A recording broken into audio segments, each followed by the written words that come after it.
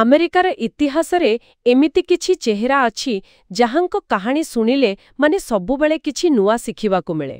ହଁ, ସତ କଥା। ଆଜି ଆମେ ସେମିତି ଜଣେ ଖାସ୍ ବ୍ୟକ୍ତିତ୍ୱ ଆବ୍ରାହମ ଲିଙ୍କନଙ୍କ ଜୀବନର କିଛି ଦିଗ ଉପରେ ଆଉ ଟିକେ ଭଲ ଭାବେ କଥା ହେବା।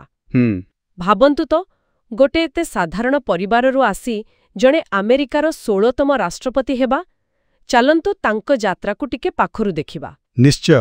ଆମର ଆଲୋଚନାର ମୁଖ୍ୟ ଉଦ୍ଦେଶ୍ୟ ହେଲା ତାଙ୍କ ଜୀବନର ଯେଉଁ ମୁଖ୍ୟ ମୋଡ଼ ସବୁ ଥିଲା, ତାଙ୍କ ସଂଘର୍ଷ ଆଉ ତାଙ୍କ ନେତୃତ୍ୱ, ସେସବୁକୁ ଟିକେ ସହଜରେ ବୁଝିବା। ହଁ, ଆଉ ତାଙ୍କର ପ୍ରଭାବ କେତେ ଦୂର ଯାଇଥିଲା ସେଟା ବି ଦେଖିବା। ତେବେ ଆରମ୍ଭ କରିବା ତାଙ୍କ ପିଲାଦିନରୁ। 1809 ମସିହା କେଣ୍ଟୁକିରେ ଗୋଟେ ବହୁତ କଣ କହନ୍ତି ସାଧାରଣ ପରିବେଶରେ ଜନ୍ମ, ଲଗ୍ କ୍ୟାବିନରେ। ହଁ, ପରିବାର ବହୁତ ଗରିବ ଥିଲା। ଆଉ ସେହି ସମୟରେ ତ ଏମିତି ଆଜିକାଲି ଭଳି ସ୍କୁଲ କଲେଜ ସବୁ ଜାଗାରେ ନଥିଲା। ଠିକ୍ କଥା। ସେଇଥିପାଇଁ ତ ସବୁଠୁ ବଡ଼ କଥା ହେଲା ସେ ନିଜ ଚେଷ୍ଟାରେ ପଢ଼ାପଢ଼ି କଲେ। ହଁ, ସ୍ୱୟଂ ଶିକ୍ଷିତ, ସେଇଟା ହିଁ ମୁଖ୍ୟ କଥା। ଏଇଟା ଭାବିଲେ ସତରେ ଆଶ୍ଚର୍ଯ୍ୟ ଲାଗେ। କେମିତି ଏତେ କମ୍ ସୁବିଧା ଭିତରେ ନିଜକୁ ଜଣେ ସଫଳ ଆଇନଜୀବୀ ଭାବେ ଗଢ଼ିଲେ। ହଁ, ଆଉ ସେ ସ୍ୱ ଅଧ୍ୟୟନର ନିଷ୍ଠା, ଏଇଟା ବହୁତ ଗୁରୁତ୍ୱପୂର୍ଣ୍ଣ। ସେତେବେଳେ ଖାସ୍ କରି ତାଙ୍କ ଭଳି ପରିସ୍ଥିତିରୁ ଆସିଥିବା ଲୋକ ପାଇଁ ଜ୍ଞାନ ପାଇବାଟା ହିଁ ବଡ଼ କଥା ଥିଲା। ବହି ଯୋଗାଡ଼ କରିବା, ପଢ଼ିବାକୁ ସମୟ ପାଇବା। ହଁ, ଏସବୁ ପାଇଁ ଗୋଟେ ଅଲଗା ପ୍ରକାର ଇଚ୍ଛାଶକ୍ତି ଦରକାର। ଆଉ ଏଇ ଯୋଉ ନିଷ୍ଠା ଥିଲା, ଏଇଟା କେବଳ ତାଙ୍କୁ ବ୍ୟକ୍ତିଗତ ସଫଳତା ଦେଲାନି, ବରଂ ଆଗକୁ ଯାଇ ଯେଉଁ ବଡ଼ ବଡ଼ ସମସ୍ୟା ଆସିଲା ସେଗୁଡ଼ାକୁ ବୁଝିବା ପାଇଁ, ସମାଧାନ କରିବା ପାଇଁ ଗୋଟେ ଭିତ୍ତିଭୂମି ତିଆରି କଲା। ମାନେ ପରିସ୍ଥିତି ଯେତେ ଖରାପ ଥିଲେ ବି ନିଜ ଉପରେ ଭରସା ରଖିଲେ ଆଗକୁ ଯାଇ ହୁଏ। ଏକଦମ। ତାପରେ ଆଇନ ବ୍ୟବସାୟରେ ତ ସେ ସଫଳ ହେଲେ, ଆଉ ଧୀରେ ଧୀରେ ରାଜନୀତି ଆଡ଼କୁ ଆସିଲେ। ହଁ, କିଛି ବର୍ଷ ସଂଘର୍ଷ ବି କରିବାକୁ ପଡ଼ିଲା। ହଁ ତ, ଶେଷରେ 1860ରେ ରିପବ୍ଲିକନ ପାର୍ଟି ତାଙ୍କୁ ପ୍ରାର୍ଥୀ କଲା, ଆଉ 1861ରେ ସେ ଆମେରିକାର 16ତମ ରାଷ୍ଟ୍ରପତି ହେଲେ। ଆଉ ଏଇଠୁ ଆରମ୍ଭ ହେଲା ଅସଲ ପରୀକ୍ଷା, କାରଣ ସେ ଯୋଉ ସମୟରେ ଦାୟିତ୍ୱ ନେଲେ, ବାପରେ। ହଁ, ଦେଶ ସେତେବେଳେ ପୁରା ଗୋଟେ କଣ କହିବା ଭୟଙ୍କର ସଙ୍କଟ ଭିତରେ ଥିଲା। ହଁ, ପରିସ୍ଥିତି କେବଳ ଜଟିଳ ନଥିଲା, ପୁରା ବିସ୍ଫୋରକ ଥିଲା। ସେ ଦାସପ୍ରଥା କଥାକୁ ନେଇ ଦକ୍ଷିଣର ରାଜ୍ୟଗୁଡ଼ିକ ଅଲଗା ହେବାକୁ ବାହାରିଥିଲେ।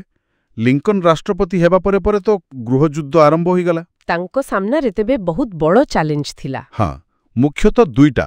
ଗୋଟେ ହେଲା ଦେଶର ଏକତା ରଖିବା, ଯାହା ପୁରା ଭାଙ୍ଗିଯିବାକୁ ବସିଥିଲା। ଆଉ ଦ୍ୱିତୀୟଟା ହେଲା ସେ ଦାସପ୍ରଥା। ଏତେ ବଡ଼ ଗୋଟେ ଅମାନବୀୟ ପ୍ରଥା, ତାର କିଛି ଗୋଟେ ସମାଧାନ କରିବା। ସେ କିନ୍ତୁ ଦୃଢ଼ ଭାବରେ ଛିଡ଼ା ହେଲେ ଦେଶର ଏକତା ପାଇଁ। ଆଉ ପରେ ସେ ଇମାନ୍ସିପେସନ୍ ପ୍ରୋକ୍ଲେମେସନ୍ ଆଣିଲେ। ହଁ, ଦାସମାନଙ୍କୁ ମୁକ୍ତ କରିବା ପାଇଁ। ଏକଦମ। ଏଇଟା ଗୋଟେ ବହୁତ ବଡ଼ ପଦକ୍ଷେପ ଥିଲା। କେବଳ ନୈତିକ ଦୃଷ୍ଟିରୁ ନୁହେଁ, ରାଜନୈତିକ ଆଉ ସାମରିକ ଦୃଷ୍ଟିରୁ ବି ଏହା ବହୁତ ଗୁରୁତ୍ୱପୂର୍ଣ୍ଣ ଥିଲା। ତାପରେ ସେ ଯୋଉ 4 ବର୍ଷ ଭୟଙ୍କର ଗୃହଯୁଦ୍ଧ ଚାଲିଲା। ହଁ, ଶେଷରେ ଉତ୍ତର ପକ୍ଷ ଜିତିଲା, ଆଉ ଦେଶ ପୁଣି ଏକାଠି ହେଲା। ଏଥିରେ ଲିଙ୍କନଙ୍କର ନେତୃତ୍ୱର ଭୂମିକା ବହୁତ ବଡ଼ ଥିଲା, ଅତୁଳନୀୟ କହିଲେ ଚଳେ। ସେ କେବଳ ଯୁଦ୍ଧ ଜିତିଲେନି, ବରଂ ଯୁଦ୍ଧ ପରେ କେମିତି ସବୁକିଛି ଠିକ୍ ହବ, କେମିତି କ୍ଷମାଭାବ ରହିବ, ସେ ଦିଗରେ ବି ସେ ଭାବୁଥିଲେ। କିନ୍ତୁ ଦୁଃଖର କଥା, ସେ ଏସବୁର ଫଳ ଦେଖିବା ଆଗରୁ 1865 ଏପ୍ରିଲ ମାସରେ ତାଙ୍କୁ ହତ୍ୟା କରାଗଲା। ଜଣେ ଅଭିନେତା ଗୁଳି କରିଦେଲେ। ଏତେ ବଡ଼ ମଣିଷଟେ ଚାଲିଗଲେ। ନିଶ୍ଚିତ ଭାବରେ ଏକ ବିରାଟ କ୍ଷତି ଥିଲା, ବିଶେଷ କରି ସେ ଯେଉଁ ସମୟ ଥିଲା ପୁନର୍ଗଠନର ସମୟ। କିନ୍ତୁ ସେ ଯେତିକି ସମୟ କାମ କଲେ, ସେଥିରେ ଯାହା କରିଗଲେ, ତାର ପ୍ରଭାବ ଆଜି ବି ଅଛି। ସେ କେବଳ ଆମେରିକାକୁ ଏକାଠି ରଖିଲେନି, ସେ ସମାନତା, ମାନବିକ ଅଧିକାର ଏସବୁ ପାଇଁ ଗୋଟେ ନୂଆ ବାଟ ଦେଖେଇଲେ।